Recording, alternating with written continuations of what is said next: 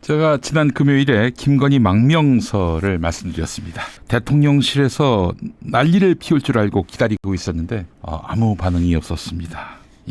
그러나 제가 자신 있게 얘기합니다. 김건희 가족들은 틀림없이 멘붕이 왔을 것입니다. 자신의 마지막 카드가 드러났기 때문입니다. 자, 이렇게 해서 바람을 뺐다면 다행입니다. 그러나 아직 그들은 수사도 처벌도 안 받는 방법은 무엇이 있을까? 그를 찾고 있고 그렇게 되는 것에 대해서 의지를 포기하지 않았습니다. 그들은 어떻게든 수사도 처벌도 안 받는 상황을 만들려 할 것입니다. 자, 내일 명태균 게이트와 관련해서 창원지검에서 수사 결과를 발표한다고 합니다. 11월 초에 이미 다 수사가 끝났고요. 명태균 황금폰도 11월 말에 입수를 했는데 지금까지 침묵을 지킨 이유는 무엇일까요? 또 수사팀 대부분 다 해체했고요. 봐주려고 했던 겁니다. 봐주려고 했던 거예요.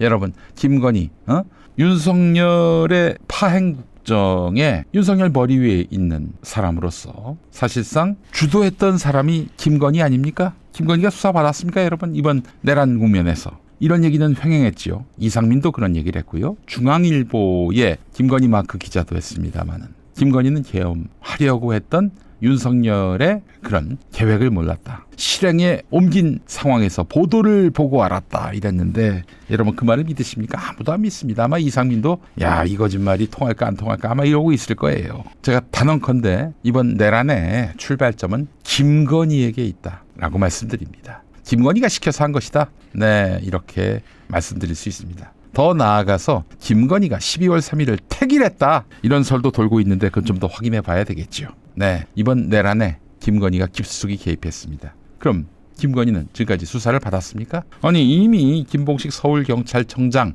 그 사람도 개인사 때문에 계엄을 하지 않을 수 없었다는 윤석열의 말을 전했잖아요. 개인사가 뭐겠습니까? 윤석열 개인사에서 김건희가 빠지는 경우가 있습니까? 김건희로부터 시작된 계엄입니다. 자, 그 박찬대 더불어민주당 원내대표가 김건희와 이번 내란의 상관관계에 대해서 아주 정확하게 맥을 짚고 있는데요. 어제 기자회견에서 밝힌 말이 있습니다. 들어보시죠. 첫째, 민간인 김건희가 광범위하게 국정에 개입했다는 사실입니다. 둘째, 김건희가 12.3 비상계엄의 준비와 실행에 관여했을 가능성입니다. 하나씩 살펴보겠습니다. 첫째, 윤석열은 V1, 김건희는 V0로 불릴 정도로 김건희가 그동안 국정 운영에 깊숙이 개입해왔다는 사실은 널리 알려져 있습니다. 명태균의 통화 녹취에서도 이런 사실이 확인된 바 있습니다. 그 연장선에서 국정원장과의 문자 대화가 오갔을 수 있습니다. 조태용 원장은 이번 문자가 처음이 아니라는 것도 인정했는데 상식적으로 민간인이 국가 최고 정보기관의 수장과 문자를 주고받는 것은 상상하기 어렵습니다. 어떤 내용의 문자를 주고받았는지 확실하게 밝혀내야 합니다. 국정농단이 일상인 정부였다는 방증인 만큼 반드시 진실을 밝혀내는 것이 꼭 필요합니다. 둘째, 이번 비상계엄이 명태균이 황금폰 공개를 밝힌 다음 날인 12월 3일에 전격 선포되었다는 점에 비춰볼 때 김건희가 12.3 비상계엄에 관여한 정황 증거이기도 합니다. 수차례 말씀드렸던 것처럼 명태균 게이트는 비상계엄의 트리거였습니다. 지난 대선 당시 윤석열이 명태균의 여론조작에 크게 도움을 받았고 김영선 전 의원 공천을 대가로 지급했다는 의혹은 널리 알려져 있습니다. 명태균 구속과 황금폰 공개 입장은 비상계엄을 앞당긴 결정적 계기였습니다. 창원지검이 명태균 수사보고서를 작성한 것이 작년 11월 4일입니다. 이 수사보고서에는 명태균이 여론조사 결과를 윤석열과 김건희에게 직접 전달하며 주고받은 대화 내용이 고스란히 담겼습니다. 김건희가 명태균에게 넷 충성이라고 답한 것도 나와 있습니다. 3일 뒤인 12월 7일 윤석열은 기자회견에서 명태균 여론조사와 자신은 관련이 없다고 거짓말을 했습니다. 그런데 11월 15일 명태균이 구속되자 11월 24일 윤석열은 김용현에게 명태균 의혹을 언급하며 이게 나라냐 비상대책이 필요하다고 했습니다. 이 말을 들은 김용현은 그날부터 비상계엄 선포문, 포고령 초안 등을 준비했습니다. 12월 2일 명태균이 황금폰을 공개할 수 있다는 뜻을 변호인을 통해 밝히자 다음 날인 12월 3일 윤석열은 비상계엄을 전격적으로 선포했습니다. 즉 윤석열은 명태균의 황금폰이 세상에 공개될 경우 자신과 김건희가 치명상을 입을 것을 알고 있었고 그것을 막기 위해 비상계엄을 선포했다는 것입니다.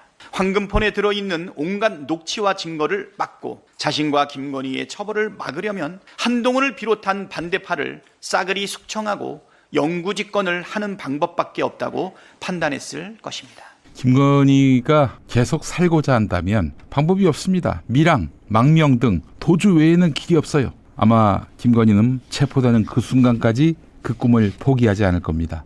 어떻게 해서 여기까지 왔는데요. 안 그렇습니까, 여러분? 그렇기 때문에 이 사안을 가볍게 보면 안 됩니다. 이미 그 망명 의지가 백일하에 드러나지 않았습니까? 자, 절대로 포기해서는 안 됩니다. 예, 김건희 신병 확보 포기해서는 안 됩니다. 윤석열은 내란 우두머리입니다. 만약 형사재판을 최종적으로 거쳐서 판결받게 된다면 지금 드러난 정황만으로도, 아니 우리 두 눈으로 본 것만으로도 윤석열은 사형 아니면 무기입니다. 예, 그래서 체포되는 순간 그 이유는 윤석열이 밖으로 나올 일이 없을 것이다. 뭐 김문수가 대통령이 되지 않는 이상은, 제가 단언을 했습니다. 자, 그렇다면은 지금 윤석열이 못 나오면은 김건희는 어떻습니까? 이제 앞으로 윤석열이 파면당하고 그의 임기 때 벌어졌던 여러 비위들이 백일하에 드러나면은 김건희는 못 나와요.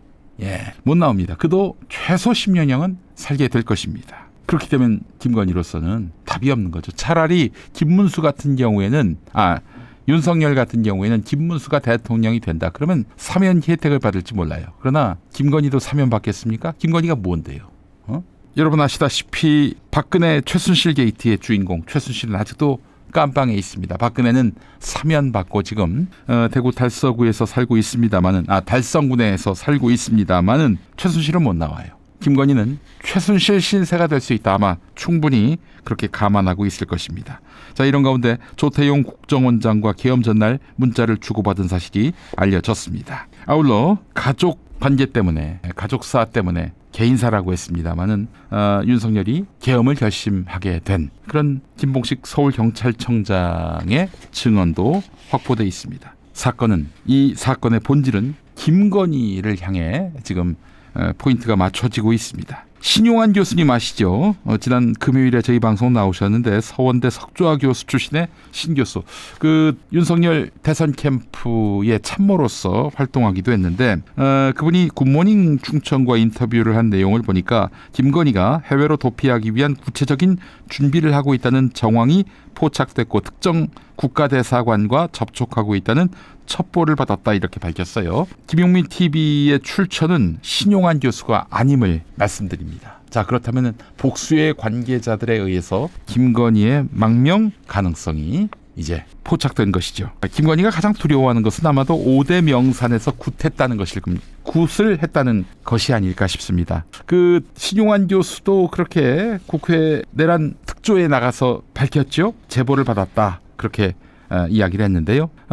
대통령실의 사급행정관으로 역술인이 채용됐다. 이 증언을 한 분도 신용환 교수였습니다. 그리고 그 정도를 넘어서서 김건희가 계엄 전부터 거의 1년 동안 5대 명산에서 구슬을 했는데 한 곳에서 한 번 할 때마다 수천만 원이 든단 말이죠. 그걸 개인 돈으로 했을까요? 그것도 그렇지만은 그렇게 열심히 구슬했는데 그 결과가 윤석열의 탄핵, 구속 그리고 파면이란 말이죠. 그 뭐하러 굿했는지 모르겠어요. 네, 굿을 해서 쿠데타를 성공시켰다면 모르겠습니다만은 굿을 했을 뿐입니다. 성과는 없었어요.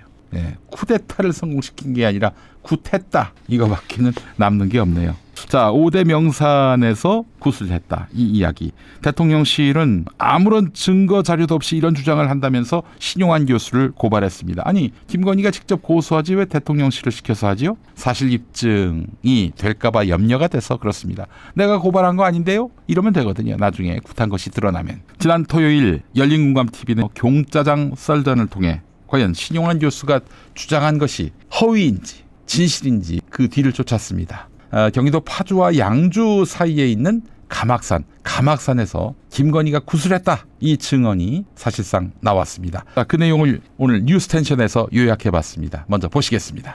손바닥에 왕자를 새기고 나오셨던 분입니다. 윤석열이. 그리고 건진, 천공, 그다음 미륵보살 명태균, 버거보살 노상원 씨까지 나온 상황에서 지금 대통령실에 사급 행정관이 역술인이었다라는 겁니다. 대통령실에 굿과 관련된 여러 가지 일도 추진했다고 하던데 관련 제보가 있습니까? 소위 이제 영빨 좋다고 하는 5대 명산에서 같은 날 같은 시에 동시에 구술했다라고 제보를 받았고, 실제 그 분야에 계신 분이 직접 제보를 주셨고 그 협회 관계자분들과 확인을 해서 제보를 주셨고 실제 현장에서도 체크가 됐기 때문입니다. 한 곳에서 4천만 원 이 정도 받았다는 걸 산들이 직접 계룡산, 가막산, 설악산 이런 산들입니까? 네, 맞습니다. 그 굿당에서 확인도 했습니다. 대통령실은 윤석열 대통령의 대선 캠프 정책 총괄 지원실장을 지낸 신용환 전 서원대 교수를 형법과 정보통신망법상 허위 사실에 의한 명예훼손 혐의로 고발했다고 밝혔습니다. 구판 등을 운운하며 정체불명의 허위 사실을 반복적으로 유포해서 대통령실의 명예를 훼손했다며 이같이 전했습니다. 그러니까 당당하다면 김건희 씨가 명예훼손의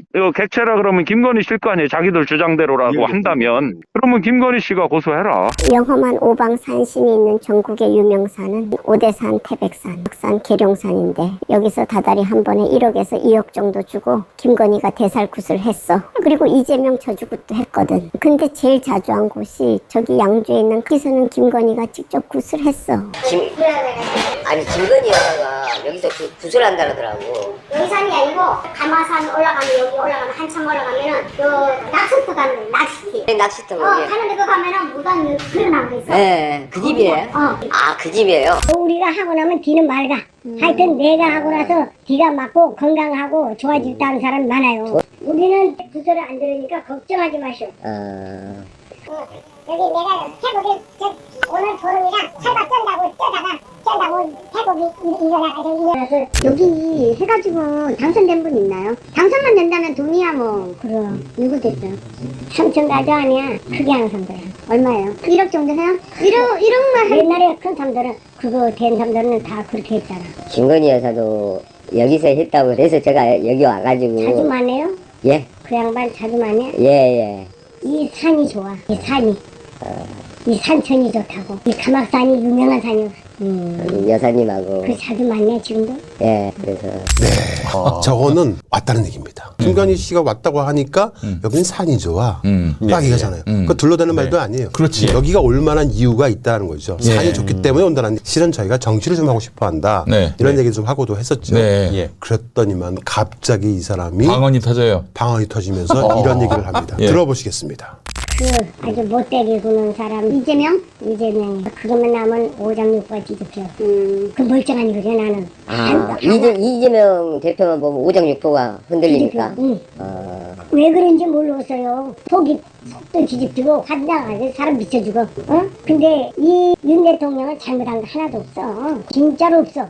우리들이 봐도 판단이 나오는데 왜 억지를 쓰냐 이거예요. 억지 써가지고 그 사람을 쫓아낸다고. 이재명이 안 돼.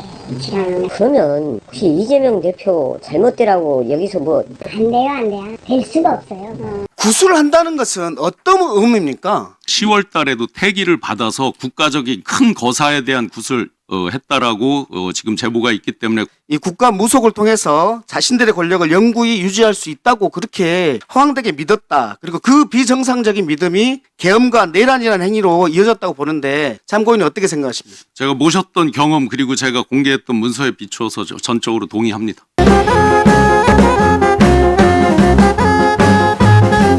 저는 주술과 무속에 심취한 자들을 살려달라 이러면서 시위를 벌이고 있는 보수 개신교인들. 야, 너희들이 신자가 맞냐? 어떻게 우상숭배하는 것들을 살려달라고 집회를 해? 돈을 내고. 야, 니들이 기독교인 맞냐? 하나님이 제일 싫어하는 게 우상숭배인데 우상숭배하는 것들을 옹호하고 자빠졌어. 이 등신 같은 것들이. 니들이 신자가 맞아? 분노가 치밉니다. 분노가 치밀어요. 신용환 교수는요, 대선 캠프 때 4번 이상의 무속 관련 회의를 열었다고 합니다. 아니, 무슨 대선 캠프에서 무속 관련 스캔들 때문에 회의를 엽니까? 아이고, 정말 참 천공이다, 건진이다, 버거보살이다, 또 명태균까지. 명태균 무슨 자신을 귀신이라고 얘기하진 않았지만은 이런 거 보면은 화가 나요. 좀 보세요. 윤석열, 김건희 무당에게 완전히 휘둘리고 있는 저자들을 살려달라고 기독교인이 할 짓입니까 그게?